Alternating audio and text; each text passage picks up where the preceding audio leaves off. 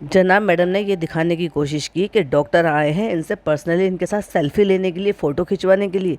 But वो actually doctor के अपनी खुद की मन की बात है। और उन्होंने फिर बाद में इस चीज़ के लिए बोला भी। मैं एक्चुअली बताऊं, मैंने ना एक वेब सीरीज़ देखी थी, डॉक्टर ऑन कॉल, जो मतलब डॉक्टर के बेस्ड ही थी। आई थिंक वो कोरियन थी शायद। और उसमें ना मुझे बड़ा अच्छा लगता था ये सब देखने के लिए कि भाई कैसे करते हैं, क्या नहीं करते हैं, मेडिकल का, इन सब चीज़ों का मुझे पता नहीं क्यों अपने आप से क्रेज़ है थोड़ा सा। तो मैंने वो देखा कि वही हिंदी में थी, तो देखने के लिए मन किया। तो मैंने उस वो जब देखा तो उसमें ऐसे ही दिखाया था। तो मैं ना अब जब मेरा सर्जरी हुई थी तो मैं उन सब चीज़ों को रिलेट कर पा रही थी, एक एक चीज़ को। जो वहाँ के रेजिडेंट डॉक्टर थे, यानी कि उस वार्ड के डॉक्टर थे, वो किस तरह से अपना काम करते हैं, फिर उनके जो सीनियर हैं वो किस तरह से काम करते हैं, फिर उनके सीनियर, फिर डॉक्टरों की विजिट होना।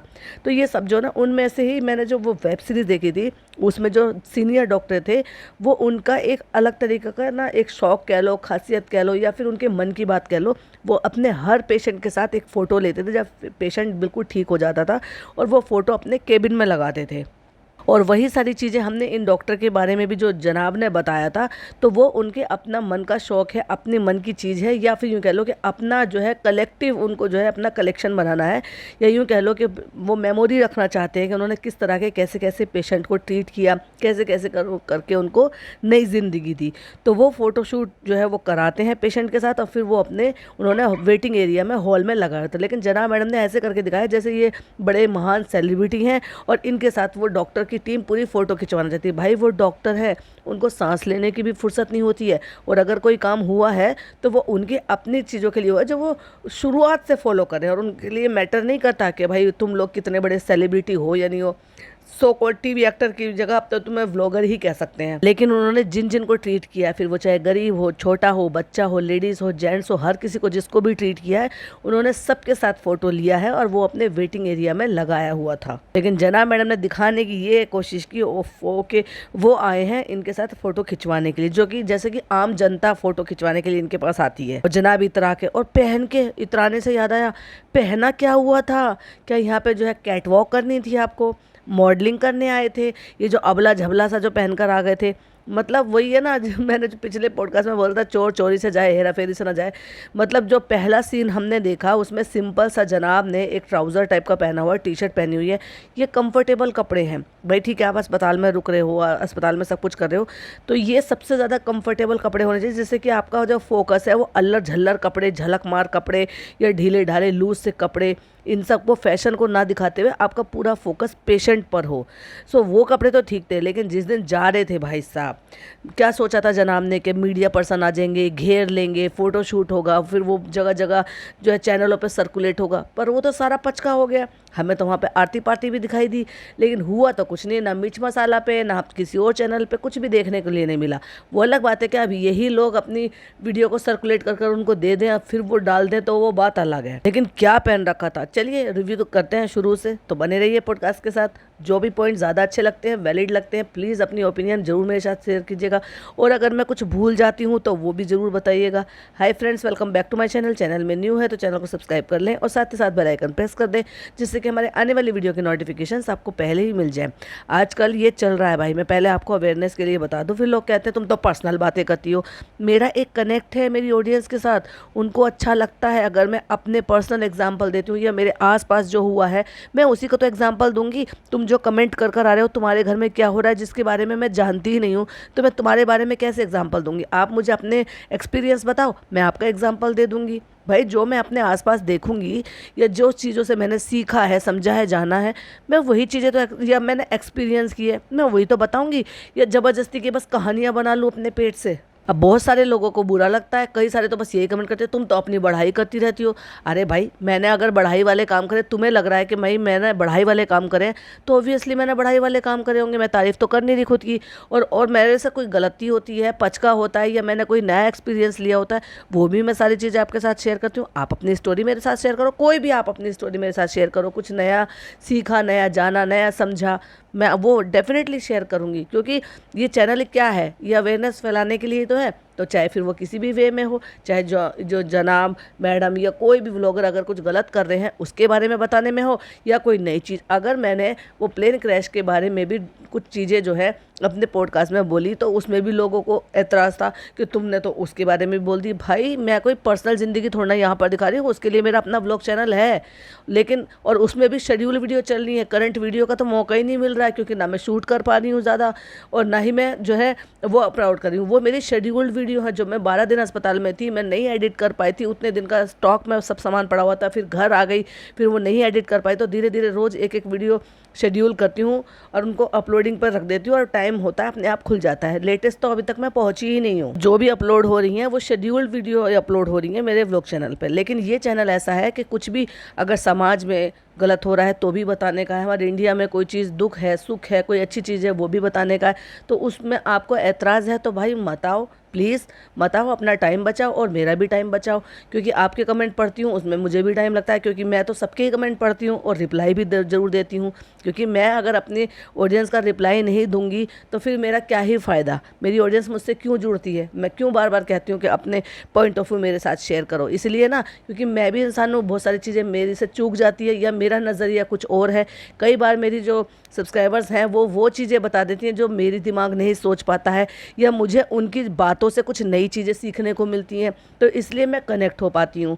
इसलिए मैं सबका जवाब दूंगी, जो आके मुझे क्रिटिसाइज़ करते हैं उनका भी मोस्ट वेलकम है। अपने पॉइंट ऑफ व्यू जरूर रखो, मैं रिप्लाई अपने हिसाब से दूंगी। तो जनाब ने पहली क्लिपिंग लगाई जिसमें वो मैडम को टहला रहे हैं। जैसे कि मैंने भी ऑब्वियसली कहा था कि अब जब ऑपरेशन हो जाता है तो डॉक्टर ये नहीं कहते कि आप बेड पर पड़ जाओ, चाहे फिर वो नॉर्मल जो है आपका सी सेक्शन की जो है डिलीवरी हुई हो आपकी, या फिर किसी भी तरह का जो भी सर्जरी हुई हो। डे 1 यानी कि जैसे मान लीजिए आपका एक दिन ऑपरेशन हुआ है और अगला दिन जो हो जाता है, अगले दिन से ही आपको कहते हैं अपने पैरों पर थोड़ा सा मूवमेंट लाओ और थोड़ा थोड़ा चलो। तो मैं भी अस्पताल में वॉक, अंदर ही अंदर जो हॉल था वहीं के वहीं वॉक करती थी और यही जनाब करा रहे हैं। तो व्लॉगिंग तो बिल्कुल उस दिन से ही शुरू हो गई है इनकी, जिस दिन से मैडम वहाँ पर शिफ्ट हुई हैं।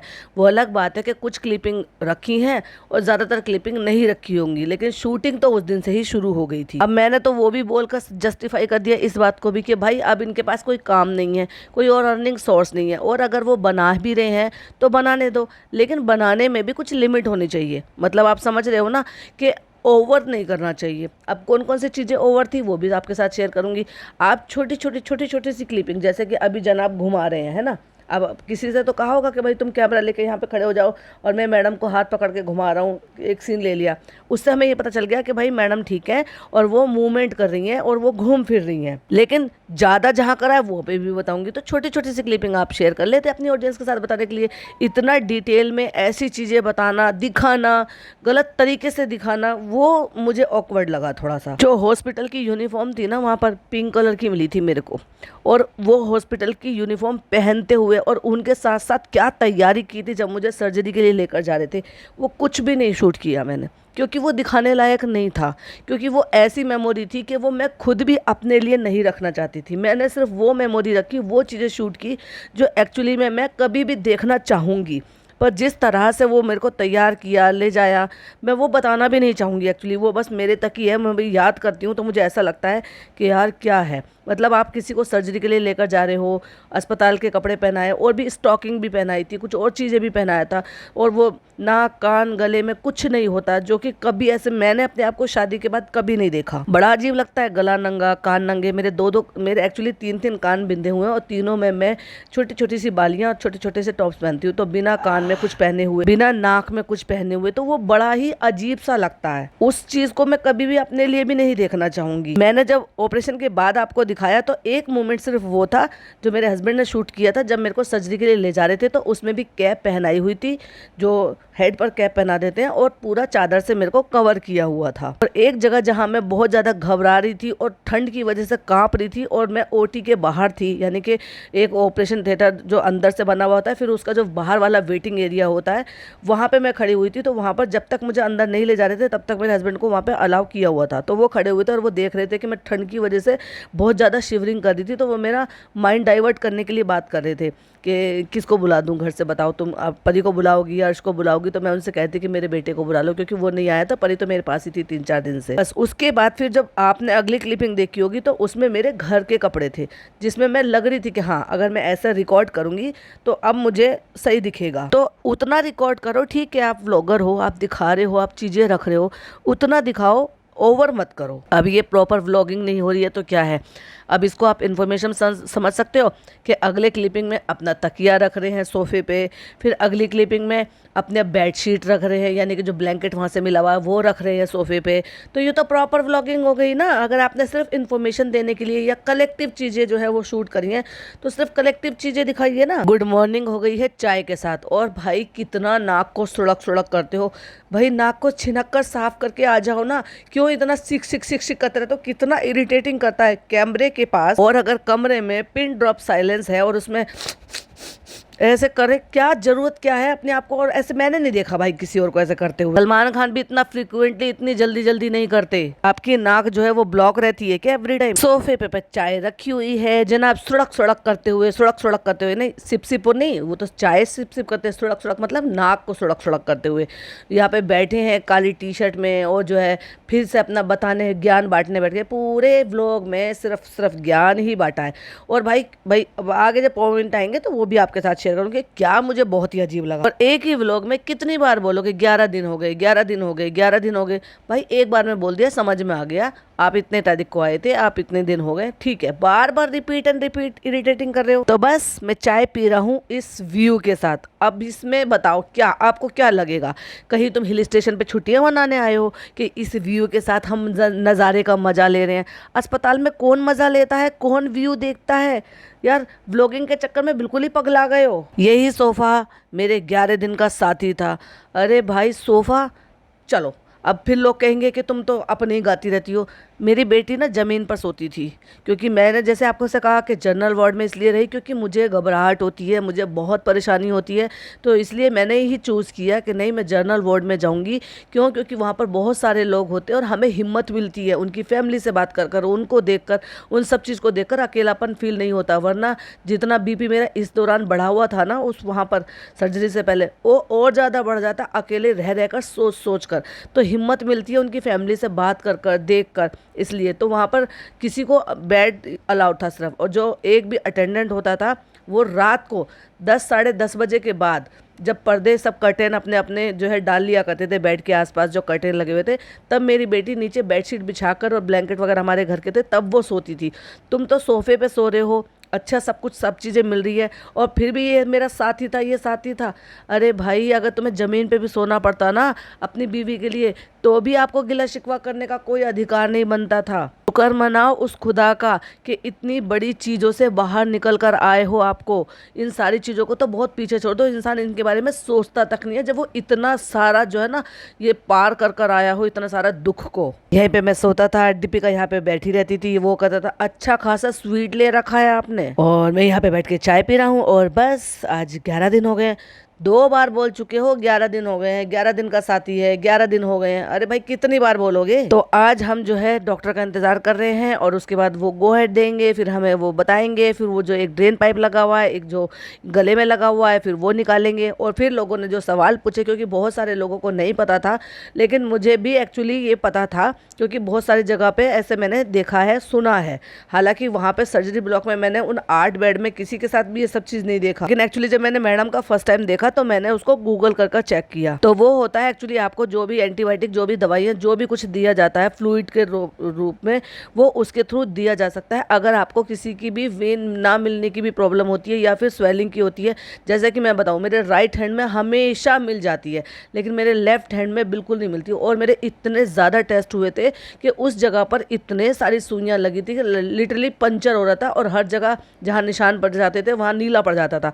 तो हाथ में इतने ज़्यादा निशान हो गए थे कि डॉक्टर ने ये कहा कि नहीं अब यहाँ पर से नहीं, यहाँ से बहुत सारा कई बार हो गया, और कहीं पर मिलती थी, किसी भी एंगल पर नहीं मिलती थी। तो दूसरे हाथ में ढूंढते रहते थे, नहीं मिलती थी। एक आध जगह, एक आध बार तो मिल गई, लेकिन ज़्यादातर न सिस्टर्स को न किसी और को मिलती ही नहीं थी। तो मेरा कहने का मतलब है कि जब लोगों के साथ ऐसा होता है और सर्जरी के टाइम पर इतना वक्त नहीं होता है, तो ये एक आसान तरीका होता है इस तरह से दवाई डालना, जो कि जनाब ने डिटेल में बता ही दिया, तो आप लोगों ने सुन ही लिया होगा कि इससे वो ब्लॉकेज की भी प्रॉब्लम नहीं होती है, ईजिली आपकी दवाइयाँ चली जाती है। ये सही कह रहे हैं जनाब, जो है इस चीज़ के लिए वो सही कह रहे हैं कि जब आपकी बीन से, हाथ की नसों से जो भी कुछ दवाइयाँ दी जाती है, मेरी बॉडी जल्दी जल्दी ब्लॉक हो जाती है। एक तो मेरी स्वेलिंग हो जाती थी, सूज जाते थे हाथ, दूसरा ये मेरी ना थोड़े थोड़ी देर बाद जो ना 3-4 घंटे बाद ये ब्लॉक हो जाती थी, तो वो जो है ना वो लिक्विड लेते, जो भी लिक्विड मेरे को लगाया जाता था, और वो एक उसमें भर के जो है इंजेक्शन में या वो सिरिंज में, और ऐसे तेज़ी से पिचकारी मारते थे जिससे कि वो खुल जाए, और भाई साहब बड़ा पेन होता था, बड़ा दर्द होता था उसमें। सो ये एक अच्छा ऑप्शन भी है। हाँ, हालांकि गले पे लगा हुआ है तो थोड़ा सा प्रॉब्लम है, बाकी उन्होंने वो क्लियर करके बता ही दिया है कि जिनको इस तरह की प्रॉब्लम होती है उस तरह से हो, तो उन्होंने ये डिटेल में बता दिया। बहुत सारे लोग मेरे लिए भी पूछ रहे थे, कि मेरे साथ भी पूछ रहे थे कि भाई ये क्या है, तो ये एक्चुअली ये है दवाई देने के लिए। और जो दूसरा पाइप है वो वेस्ट निकालने के लिए पाइप होता है, जो कि मैंने अपने पिछले पॉडकास्ट में भी बताया था कि जब आपकी सर्जरी होती है तो सर्जरी में भी उस जगह पर आप जब उन सारी चीज़ों को स्टिचेस कर देते हो, बंद कर देते हो, लेकिन फिर भी थोड़ा थोड़ा, क्योंकि बॉडी के अंदर तो ब्लड होता ही है ना, तो वो वेस्ट जो है वो वहाँ पे निकलता रहता है, वो वहाँ पे जमा नहीं होना चाहिए। तो इनका एक ऐसे सिस्टमेटिक एक चीज़ होती है कि लगभग 1 बिलान की बराबर की एक पतली सी कपड़े की सी पट्टी सी टाइप की सी होती है, जो उसी में जुड़ी हुई होती है, वो अंदर डाली जाती है, वो उस सब सारी चीज़ों को सोक करती रहती है, और वो पाइप के थ्रू उस पाउच में आती रहती है, जिस पाउच में ml और ये सब मेजरिंग सब होता है। किसी का स्पाइरल टाइप का होता है और किसी का जो है वैसे हंडिया टाइप का था, और मेरा जो लगा हुआ था वो हंडिया टाइप का था, और उसमें जो लगा हुआ था उसमें ml लिखा हुआ था, और डॉक्टर ने बोला हुआ था इसको मेजर करना है और डेली सुबह और शाम इसको खाली करना है। तो मेरी बेटी उसको लगातार खाली करती थी। तो जहाँ ये सारे काम जो है अटेंडेंट को करने चाहिए, वहाँ जनाब डर के मारे पीछे हट के बैठ गए कि डॉक्टर आएंगे वो निकालेंगे, मैं नहीं देख पाऊंगा। भाई काहे के मार दो भाई, तुम है एक बात बताओ।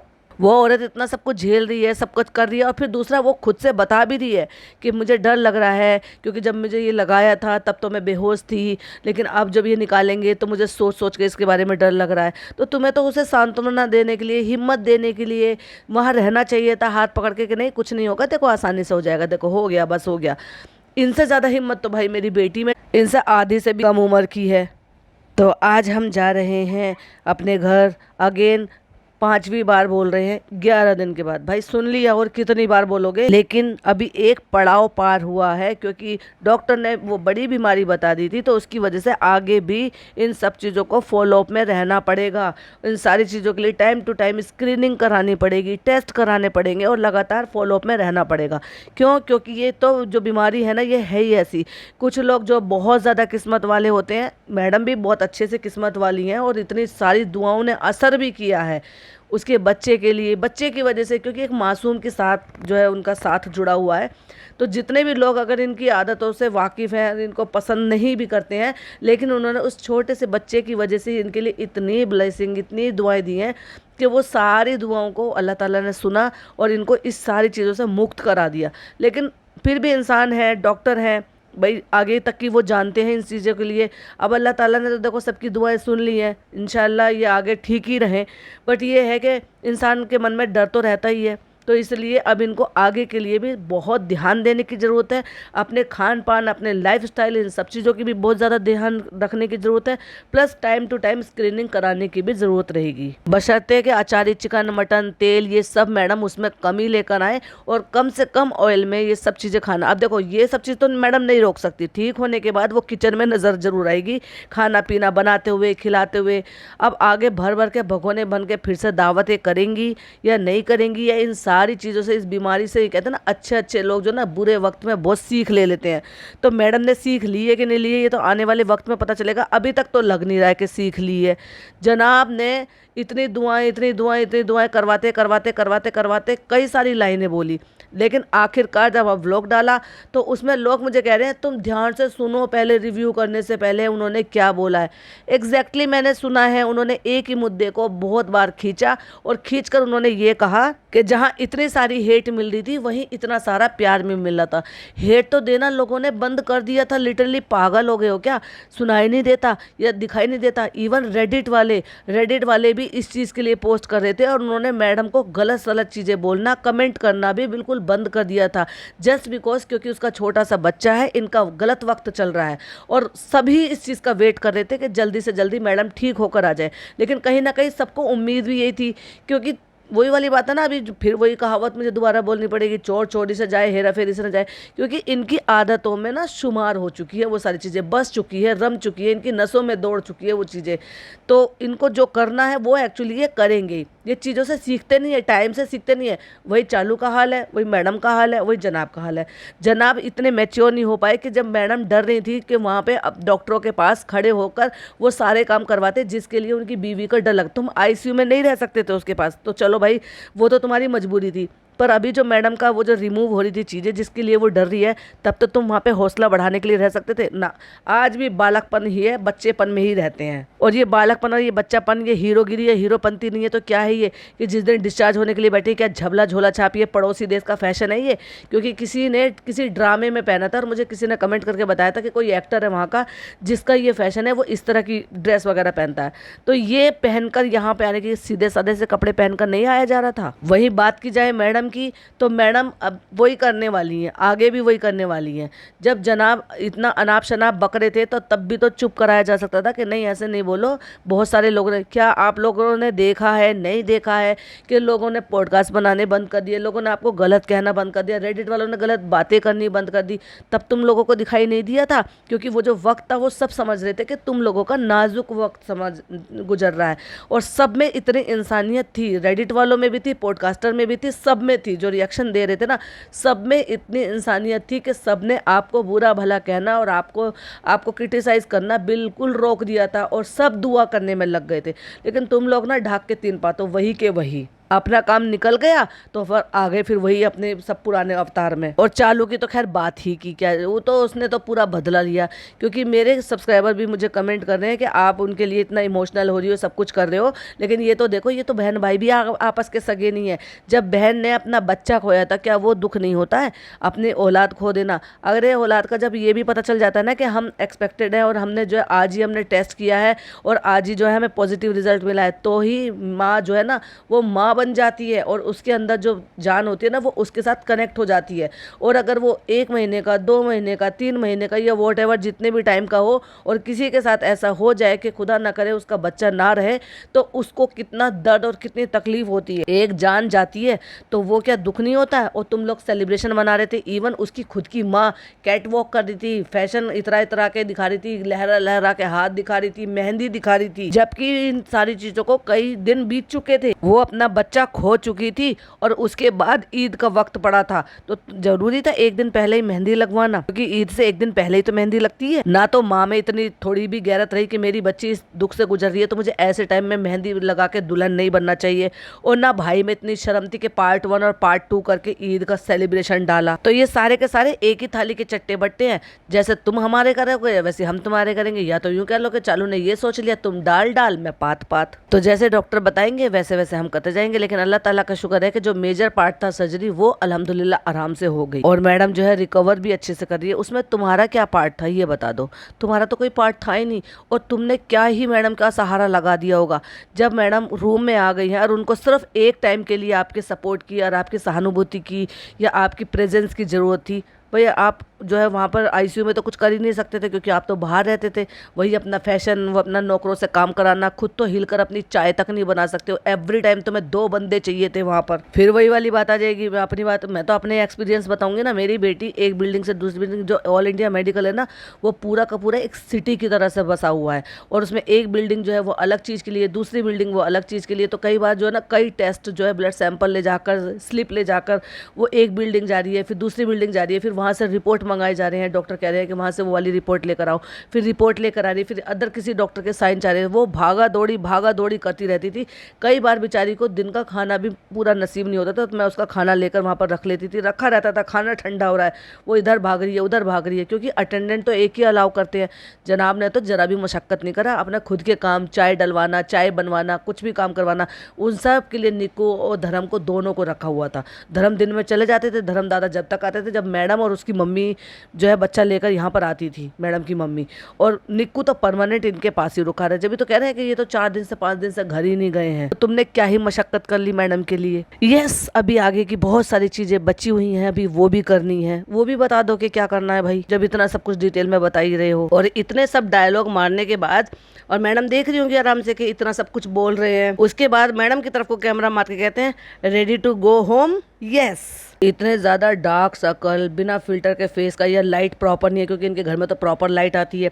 अब यही मैडम जब घर पहुंच जाती हैं और घर की लाइट में इनका फेस देख लो और यहाँ अस्पताल में देख लो, बिल्कुल एकदम काले होठ, और वेट भी एकदम कम हो गया है क्योंकि फेस एकदम से सूख गया है और ऑपरेशन के बाद हो भी जाता है। दूसरा, तकलीफ क्या कम झेली है, इतनी टेंशन से गुजर गए हैं। तो जनाब कहते हैं अभी डॉक्टर आ जाएं तो ये निकल जाए। तो मैडम ने भी रिपीट करके कह दिया कि ये निकल जाए, मेरा फ्रेंड फ्रॉम लास्ट 11 डेज। ऐसे में एक एक्ट्रेस को, एक एक्ट्रेस ही तो है ना, ऐसे में उनको दिखाना, इतनी बुरी कंडीशन में दिखाना, ये सब लगा हुआ है, हॉस्पिटल की ड्रेस में दिखाना, वो तो अलग बात है कि कम से कम चालू से तो इतने सेंसिबल हैं ये कि एटलीस्ट उन्होंने दुपट्टा तो डाला हुआ है, क्योंकि हॉस्पिटल की ड्रेस में तो इनर वेयर वगैरह भी नहीं डाले होते हैं। लेकिन इन्होंने 11 दिन तक, इतने दिन तक भी हॉस्पिटल की ड्रेस पहनी हुई है। घर का ड्रेस क्यों नहीं अलाउ किया? घर की ड्रेस तो ये पहन सकते थे।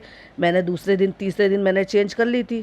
फर्स्ट सेकंड डे तो मैंने ऊपर का चेंज कर लिया था क्योंकि ऊपर वाले में इतनी ज़्यादा प्रॉब्लम नहीं थी, और सेकंड डे फिर मैंने नीचे से वो लोअर भी चेंज कर लिया था क्योंकि मेरे को यूरिनल जो है वो लगा हुआ था, यूरिन पाइप। वो तो ऑब्वियसली मैडम को भी लगा हुआ होगा जब आईसीयू में थी, तो थोड़ा अजीब और ऑकवर्ड लगता है इस तरह से ऐसे दिखाना, ऐसी मेमोरियों को फिर सेव करके रख लेना। लेकिन वो ये निकल जाए वो बताया नहीं उन्होंने, और ना ही वो उस जगह पे मूवमेंट पे दिखाया कि ये निकल जाए यहाँ से। वो क्या था, साइड में एक एक्चुअली एक पाइप लगा हुआ होता है जो आपके साइड में, इधर दूसरी साइड कोक टाइप की जो जगह होती है ना, यहाँ से अंदर की तरफ को लगा होता है एक बिलान की, एक स्ट्रिप्स टाइप की सी होती है जो ब्लड को, वहाँ पे गंदे जो ब्लड होता है उसको सोखती रहती है और बाहर की तरफ को निकालती रहती है, जिससे कि अंदर उससे कोई इन्फेक्शन, कोई चीज़, कोई प्रॉब्लम ना हो। क्योंकि जब हमारे ऑर्गन्स वहाँ पे ठीक है अंदर बॉडी में, तो वो जो ब्लड है वो एक अलग लेवल का अलग जो पास ऑन होता रहता है।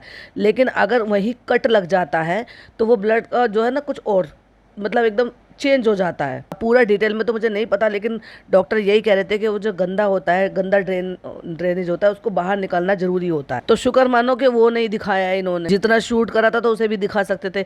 अब ये जो गले पे लटक रहा है अभी, ये तो मजबूरी है, इसलिए उसको पेपर से कवर कर दिया है। और जब मैडम बता रही है कि भी ये निकल जाए, लेकिन मुझे डर लग रहा है बहुत, इतने पर भी जनाब जो है वहाँ पर सहारा देने के लिए खड़े नहीं रहे। कह रही है ये डाला हुआ तो है, ऑफकोर्स मैं तो उस टाइम बेहोश थी, लेकिन उस टाइम तो पता नहीं चला। लेकिन अब ये सोच कर डर लग रहा है कि इसको कैसे निकालेंगे। लेकिन बाय द वे फिर उन्होंने वो नहीं निकाला, गले का निकाल दिया, क्योंकि अब ऊपर से उनको दवाई इस तरह से देने की जरूरत नहीं है। अब वो आराम से ओरल ले सकती हैं, अपने मुंह से दवाइयाँ या जो भी कुछ है वो खा सकती हैं, और इंजेक्शन के थ्रू जो लेना है एंटीबायोटिक वो भी ले सकती हैं। लेकिन ये जो ड्रेनेज पाइप लगा हुआ है ये अभी लगे रहने देना है 10 दिन और, क्योंकि जितनी भी गंदगी निकल जाए उतनी ज्यादा बेहतर है। हाँ, लेकिन वो थोड़ा ना गले के पाइप ने ज्यादा परेशान किया था, तो मना कर देते अपने डॉक्टर से कि मत लगाओ, ये तुम्हें वो विंग नहीं मिल रही है, कोई बात नहीं, तुम जो जबरदस्ती कोशिश करो, तुम इंतजार करते रहो, आज कल शाम को परसों, जितने 3-4 दिन तक मिलेगी ना, 3-4 दिन तक इंतजार करते रहो ओटी में, बेवकूफ़ी वाली बातें करा लो बस जितनी मर्जी। तो वही मैडम बता रही है कि सबसे ज्यादा अगर मुझे किसी चीज का खौफ बैठा है तो वो गले का बैठा है, क्योंकि जिस टाइम वो बेहोश थी उस टाइम तो ये जब ये डाला होगा,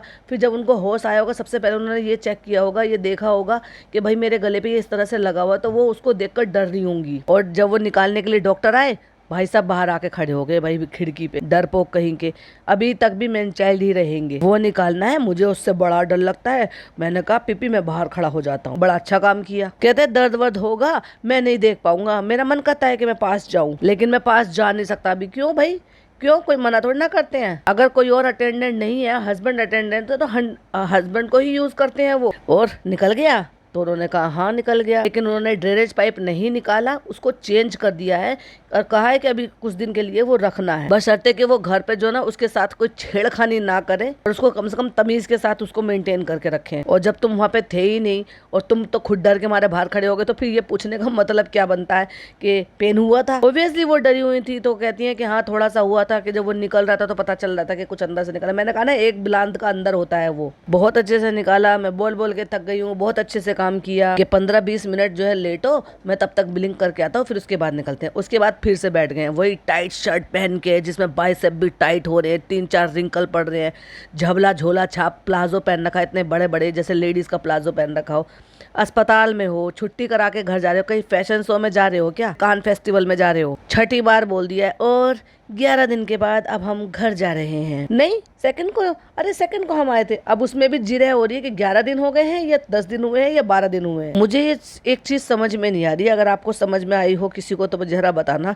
जब से मैडम का पता चला है और जनाब ने जो पहली वीडियो डाली थी और उसके बाद ये जो जनाब ने सेकंड वीडियो डाली है अस्पताल से कि वो आज हॉस्पिटल में शिफ्ट हो गई, यानी कि थर्ड वीडियो डाली है, तो थर्ड वीडियो में इस ड्यूरेशन में जनाब ने हेयर कलर कब कराए भाई? ये जो बाल इनके ब्राउन हो रहे हैं, एक्चुअली ये बरगंडी ब्राउन हो रहे हैं या डार्क ब्राउन हो रहे हैं, ये ब्राउन कलर कैसे हो गए? खुद ही देख सकते हो, उनकी शेविंग का कलर देख लो, कपड़ों का कलर देख लो और हेयर का कलर देख लो।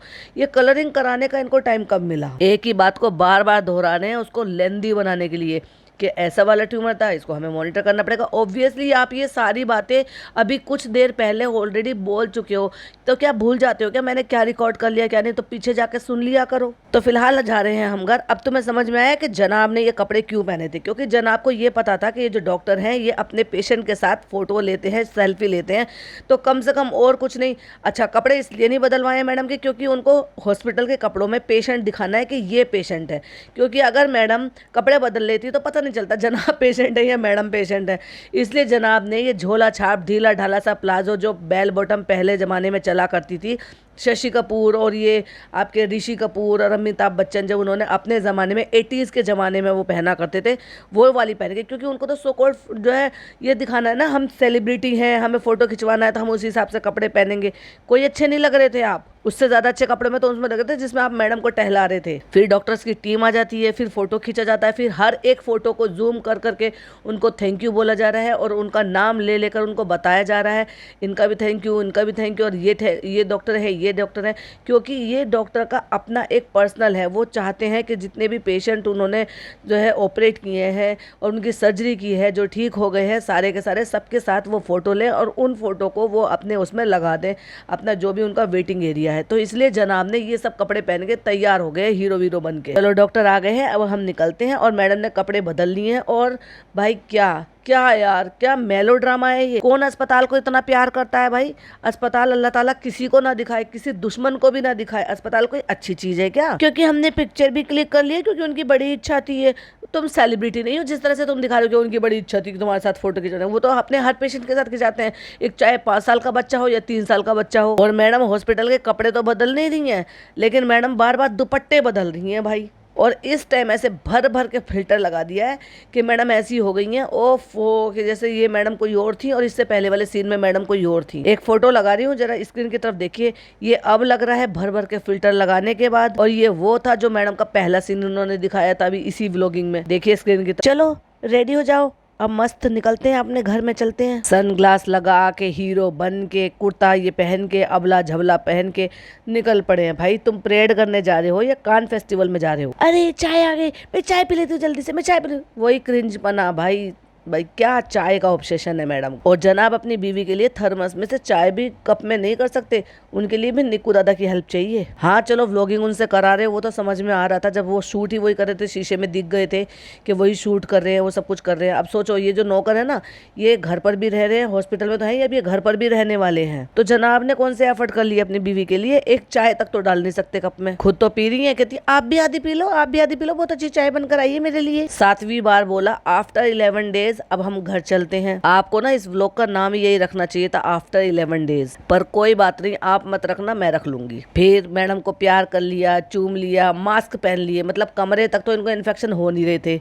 वो पेशेंट तो कमरे में था ना, तुम सारे घुस रहे थे, तब तक तुमने मास्क लगाए नहीं। घर से बाहर निकलने के लिए, हॉस्पिटल से बाहर जाने के लिए तुम्हें मास्क की जरूरत पड़ गई। प्रिकॉशन तो कमरे में भी थी ना भाई, कि वो तो पेशेंट है। अब मैडम चारों तरफ इमोशनली म्यूजिक लगा के, बैकग्राउंड म्यूजिक लगा के ऐसे देख रही हैं, दीवारों को प्यार करती हैं जैसे अपने घर को छोड़कर जा रही हूँ। अरे भाई, कौन ऑब्सेशन रखता है हॉस्पिटल के जो कमरे से या हॉस्पिटल से? अल्लाह ताला किसी को हॉस्पिटल ना दिखाए। हॉस्पिटल कोई अच्छी चीज है क्या? दीवारें जो है उनको छू रही हैं, चूम रही है, ज्यादा ही अति नहीं होगी, ज्यादा ही ड्रामेटिक नहीं हो गया? पहले दीवारें जो है छू के उनको चूम लिया, अब नर्सेज हैं सबको चूम रही हैं। अरे भाई क्या है ये? मैं भी जब हॉस्पिटल से आई थी, डिस्चार्ज हुई थी, तो जितना भी स्टाफ था वहाँ पे काउंटर बना हुआ था, सारा स्टाफ, नर्सिंग स्टाफ वहीं होता था, वहीं अपनी ड्यूटी करते रहते थे, वहीं से दवाइयाँ वगैरह जो भी कुछ देना, काउंटर पे सब कुछ अपना काम करते रहते थे। मैं सारे स्टाफ को थैंक यू बोल कर आई थी, क्योंकि उन्होंने मेहनत की हमारे लिए, दिन रात जागे, टाइम टू टाइम हम लोगों को दवाइयाँ दी, सब कुछ किया, तो एक थैंक यू तो बनता ही है। लेकिन एक पेशेंट होने के नाते सबको गले लगाती फिर रही हो, वो प्रिकॉशन नहीं बनता, उसमें सेंसिबल नहीं यूज कर सकते थे, मतलब सेंसिबल नहीं बन सकते थे। जो हेड नर्स हैं जिन्होंने कोट पहना हुआ उनको गले लगा दिया, फिर जो दूसरी नर्स है जो वहां पर दवाई देने जाती होगी रेगुलरली, फिर उसको गले लगा लिया है। और अब भाई ये और बता दो, अभी तो उनको गले लगा रही हो, कितने दिन में फिर इनको बुरा भला बोलने वाली हो? क्योंकि मैडम की तो एक हिस्ट्री रही है ना, पहले तो वो गले लगाती हैं, फिर उन्हीं को बुरा भला बोल देती हैं। भूल गए क्या आप इनकी interior designer? Thank you, take care, ध्यान रखना अपना। हाँ यस। फिर 2 को गले लगाए तो वो बेचारी तीसरी खड़ी हुई थी, जब लगाने का इतना शौक लग रहा था तो बेचारी को उसको भी गले लगा लेती। सफाई वाला खड़ा हुआ था उसको गले लगा लेती, वो जो वहाँ पे जा रहा था उसको गले लगा लेती, वो जो वहाँ पे नीचे मिला था जो गाड़ी पार्क वगैरह कराता था, जो गार्ड था जिसको थैंक यू बोला था उसको भी गले लगा लेती। भाई थैंक यू तो सबको बोलना पड़ता है ना गले लगा लगा के। अजीब लोग हैं यार। पेशेंट को पेशेंट है ना, उसको पेशेंट को पेशेंट ही नहीं समझने दे रहे, हर किसी को गले लगाती फिर रही है, वो भी सर्जरी कराने के बाद। बिल्कुल दादा पीछे पीछे कैमरा लेकर आ रहे हैं, जनाब आगे आगे चल रहे, पूरी प्रॉपर व्लॉगिंग हो रही है भाई। अब हमें आरती पार्टी भी नजर आई, तो निकू को पहले ही बोल दिया होगा कि तुम जाओ और गाड़ी से बहुत दूर जाके पीछे खड़े हो जाओ और हमें अंदर से निकलते हुए गाड़ी में बैठते हुए शूट करना, और उसके बाद आके गाड़ी में बैठना, नहीं तो ऑटो से आना तुम। अब क्योंकि बिक्कू को तो गाड़ी चलानी आती नहीं है, तो गाड़ी लेकर कौन आया पता नहीं भाई, ड्राइवर ही लेकर आए होंगे, क्योंकि ड्राइवर को हमने देखा था वहां पे खड़ा हुआ, जब मैडम उतरी थी तब हमने ड्राइवर को वहां पर खड़े हुए देखा था। जनाब लेकर जाएंगे भाई ड्राइव करते हुए, क्योंकि मैडम को तो ऑब्वियसली आगे बैठना है, कंफर्टेबल सीट होती है, जो आगे की सीट होती है ना वो थोड़ी सी पीछे वाले से देखे कंफर्टेबल होती है, और मैंने ऐसा महसूस किया है कि पीछे बैठकर थोड़े से जर्क ज्यादा लगते हैं और आगे बैठ के थोड़े से कम लगते हैं, इसलिए मैडम को तो ऑब्वियसली आगे बैठना था। अब ड्राइवर के साथ ना बिठा के कि ये कहा होगा कि चलो मैं ड्राइव कर लेता हूँ तुम पीछे से व्लॉगिंग करो, ये काम तो पहले भी किए जा सकते थे। चलो दे रहा है दुरुस्त है, रास्ते में से बुके भी ले लिए मैडम को देने के लिए, और वो भी कोई प्री प्लान नहीं था कि भाई मुझे ऐसे मैडम को लेके बुके लेने हैं और उनको देने, नहीं, क्योंकि वहां पे सिग्नल पे गाड़ी रुकी और वो बुके जो सिग्नल पे बेचते रहते हैं ना, उनसे याद आया होगा कि चलो मैडम को बुके लेके दे देते, कंटेंट भी क्रिएट हो जाएगा,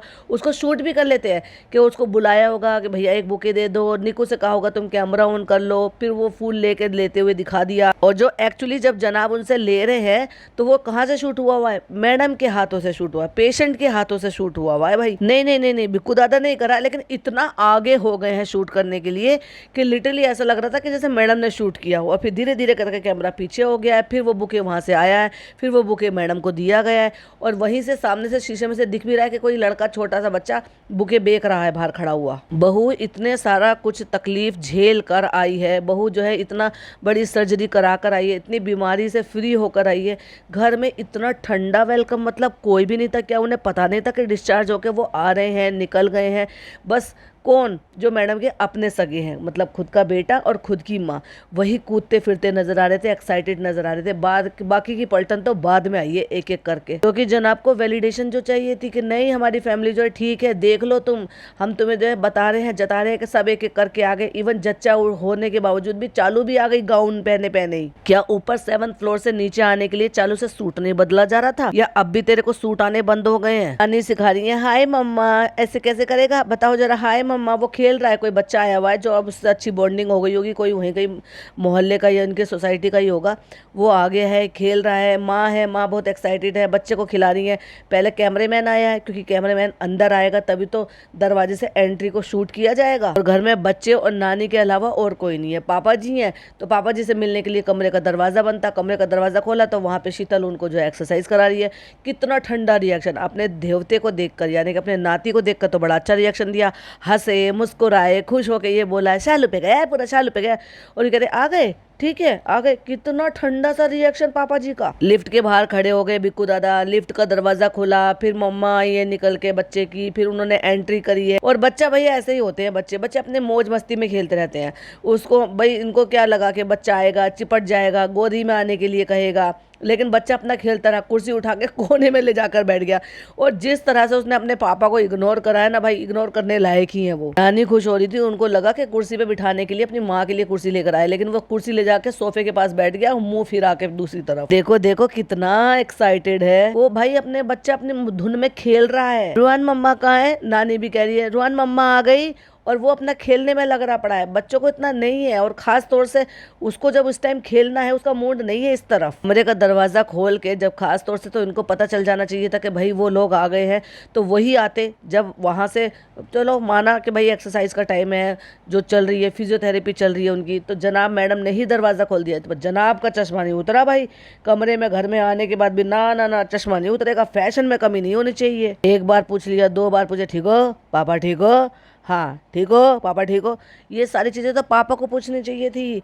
ये तुम ठीक हो, तुम्हारी सर्जरी ठीक हो गई, अब तुम्हें आराम है, दर्द तो नहीं है, कोई परेशानी तो नहीं है। शीतल ने फिर भी कम से कम हमदर्दी दिखाई, प्यार दिखाया, गले लगाया, किस किया। पर हर कोई गले लगाएगा, हर कोई किस करेगा, थोड़ी तो प्रिकॉशन रखो।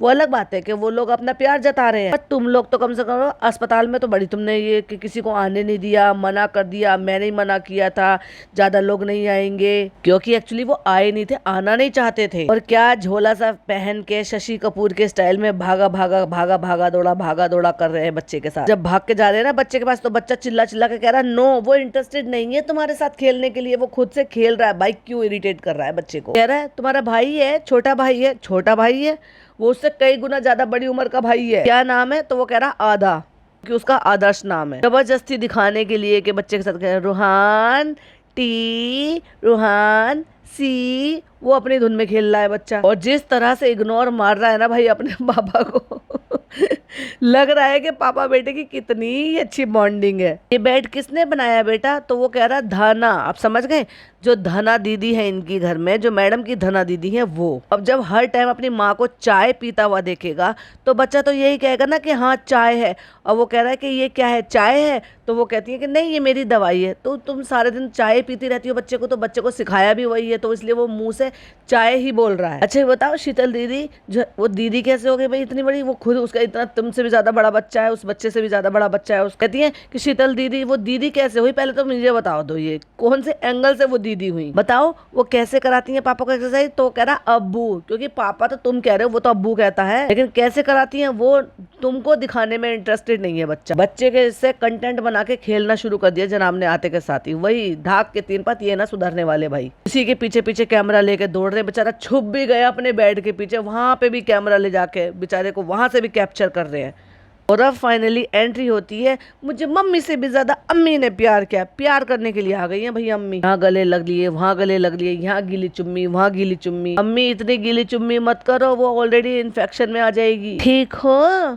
तो वो भी कहती हैं बस आज यहाँ पे थोड़ा सा दर्द है क्योंकि ट्यूब निकाला है ना, उसकी वजह से। अल्लाह और ठीक करेगा, अब इतनी तो ठीक अच्छी हो गई हो, मंजिल आसान हो गई है, और भी अच्छा ठीक करेगा। अम्मी अकेली नहीं आई है भाई, अपनी मंडली को लेकर आई है, आजू बाजू वही गांधी जी के तीन, समझ गए ना, छोटी खाला, बड़ी खाला और आवा। लेकिन उनको गले लगने का मौका नहीं दिया, ये जनाब ने शूट नहीं करा। ठीक है बेटा, कितने दिनों बाद आए, जब तुम्हारी बहू वहाँ पर एडमिट थी तो कौन जाती, तुम चली जाती वहाँ पर, इन्हें घर भेज देती। 8वीं बार, आज 11वां दिन है, आज 11 दिन हो गए। जब घूम के कैमरा उधर की तरफ को घूमा है तो पता चला है कि छोटी बड़ी दोनों खाला बैठी हुई हैं। लेकिन भाई जनाब ने शूट करके नहीं दिखाया, और हाथ हिला दिया होगा कि नहीं पास मत आओ ज्यादा।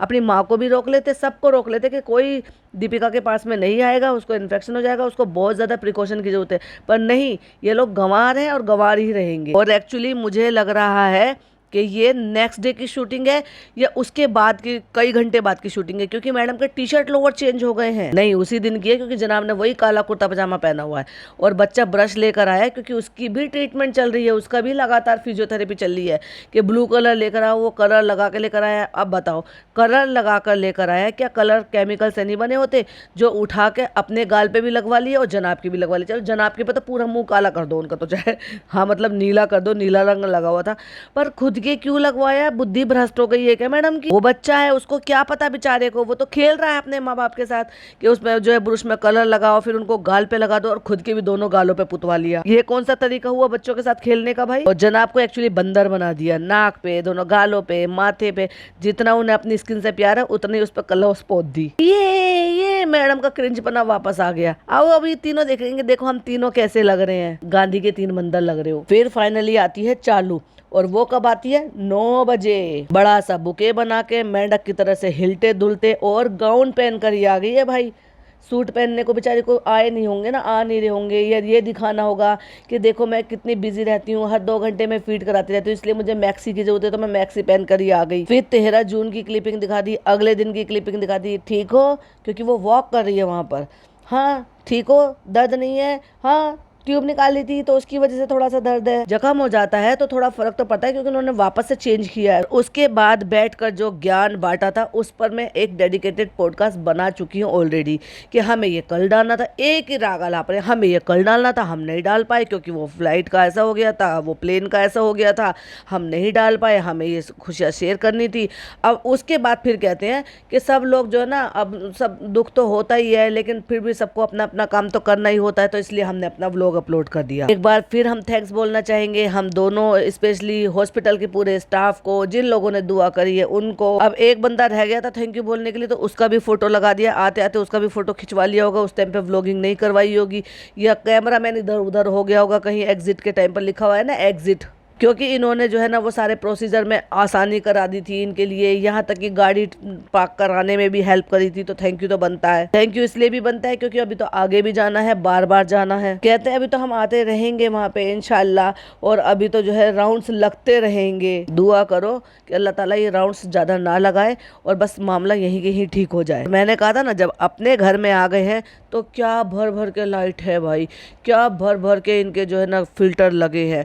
उस फिल्टर के लगने से मैडम की स्किन तो बदल ही गई बिल्कुल, डार्क सर्कल बिल्कुल बिल्कुल 0 के बराबर के हो गए, होठ एकदम से पिंक हो गए। जिन लोगों ने पीपी के लिए दुआ करी है उनका दिल से थैंक यू, दिल से शुक्रिया। हर व्लॉग में बोला है, पिछले व्लॉग में, इस व्लॉग में, आगे भी बोलते रहेंगे नहीं, आगे तो तुम बैश करोगे। जितना बोला, अब मैडम भी बोलती हैं जितना बोले उतना कम है, जिस तरह से आप लोगों ने इतनी ब्लेसिंग दी है मेरे लिए, इतना सब कुछ करवाया, तो जब जब तुम्हारे जनाब ये फालतू की बातें बोल रहे थे, डायलॉग बोले थे, तो क्या उनको चुप नहीं कराया जा सकता था कि नहीं ऐसे टाइम पे ये सब मत बोलो? फिर ये लाइन का क्या मतलब था कि कितनी भी नेगेटिविटी हो जाए यूट्यूब पर, लेकिन प्यार बहुत है। ये रियलाइज हमें हो गया है कि प्यार बहुत है, लोगों की दुआएं बहुत है, तो उन दुआओं में उन लोगों को भी शामिल करो जो आपको क्रिटिसाइज करते हैं, लेकिन उन्होंने दुआएं करने में कसर नहीं छोड़ी है। फिर चाहे वो रेडिट कम्युनिटी हो, वहाँ की सारी फीमेल्स हो, सारे मेंबर हो, सब रेडिट मेंबर हो, चाहे फिर वो पॉडकास्टर हो, चाहे रिएक्शन चैनल वाले हो, हर एक मेंबर ने, सब ने दुआ की है। उस टाइम सारी चीजें छोड़ करके एक तरफ रखो, इनका क्रूशल टाइम चल रहा है, मैडम का इतना मुश्किल टाइम चल रहा है, चाहे भले मैडम को पसंद करे ना करे, लेकिन उस बच्चे के लिए जरूर दुआ की है कि मैडम जल्दी ठीक हो जाए। कितनी भी नेगेटिविटी चाहे इंसान फैला ले, कर ले, बुरा भला बोल ले, हमारे बारे में अच्छा बुरा कुछ भी बोले, फैला दे, बोल दे, कुछ भी कर ले, लेकिन दुआएं बहुत मिली हैं। अब इसका क्या मतलब था? ये बोलना चाहिए था कि इन 11 दिनों में किसी ने भी कोई बुराई नहीं की, सबने दुआ दी, इन लोगों ने भी और उन लोगों ने भी जो क्रिटिसाइज करते थे। ये एक्चुअली आपको बोलना चाहिए था, ये करेक्ट लाइन थी। जिन लोगों को आप ये कहते थे तले जाओगे, उन लोगों ने भी दुआएं की हैं, तो आपका एक थैंक यू तो उनके लिए भी बनता है, उनका नाम लेकर ये बोलकर कि जो लोग क्रिटिसाइज करते थे उन लोगों ने भी दुआ की है। क्यों शर्मिंदगी हो रही थी उन लोगों के लिए बोलते हुए? उन लोगों को तले जाओगे ये कहते हुए तो शर्म कभी नहीं आई, तो कम से कम इतनी शर्म कर लेते कि उन लोगों ने भी दुआ करी है, तो उनका नाम ना अलग अलग सबका मेंशन नहीं करते, लेकिन ये तो बोल सकते थे कि जो लोग हमें क्रिटिसाइज करते थे उन लोगों ने भी दुआ करी थी। इतना तो हक उन लोगों का भी बनता है ना, अगर वो क्रिटिसाइज क्रिटिसाइज करते हैं तो अपना समझ कर करते हैं, क्योंकि आपको डे वन से देखते हैं, आपके साथ जुड़े रहते हैं। और जब आप गलत करते हो तो उस गलत चीज़ों को बोलते हैं, पॉइंट आउट करते हैं। और उन्हीं लोगों को आप जब ये कहते हो, बैश करते हो, तले जाओगे, तो वो तो चलो तुम्हारा रिएक्शन निकला, पर कम से कम इंसानियत के नाते ये भी बोल सकते थे कि उन लोगों ने भी दुआ करी है, तो थैंक यू। तो वहीं इस चीज़ के लिए मैडम शुक्रिया अदा कर रही हैं कि आपने अपनी ज़िंदगी के 2 पल निकाल के मेरे लिए मेहनत कर रहा है, तहज्जुद पढ़ रहे हैं, दुआ कर रहे हैं, प्रेयर कर रहे हैं। इतनी हिम्मत, उस सब चीज़ से मुझे इतनी हिम्मत मिली है कि इन सब चीज़ों से लड़ने में मुझे हिम्मत मिली है। तो मैडम ये शब्द बोल सकती हैं, तो मैडम उसमें एक लाइन भी ऐड कर सकती थी, जो लोग आप हमें क्रिटिसाइज़ करते थे उन लोगों ने भी उस टाइम पर हमारे लिए दुआएं करी हैं। हमें कोई ये नहीं है कि नहीं आप लोगों को थैंक यू सुनने का शौक़ है, लेकिन एटलीस्ट जब तले जाओगे बोलने का अधिकार रखते हो, और वही लोगों ने जब दुआएं मांगी हैं तो उनको ये सुनने का भी पूरा अधिकार है कि एटलीस्ट आप कम से कम एक थैंक यू तो बोल सकते हो।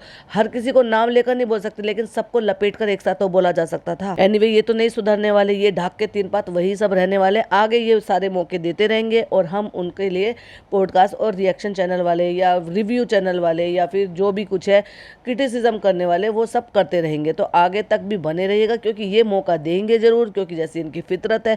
तो हम भी अपने काम के अकॉर्डिंग इन पर रिएक्शन देते रहेंगे। आपको ये वीडियो कैसी लगी प्लीज़ कमेंट में ज़रूर बताइएगा। वीडियो पसंद आए तो लाइक शेयर कीजिएगा, चैनल पर पहली बार आए तो सब्सक्राइब कीजिएगा। फिर मिलती हूँ नई वीडियो के साथ। टिल देन बाय बाय, अल्लाह हाफिज़, टेक केयर।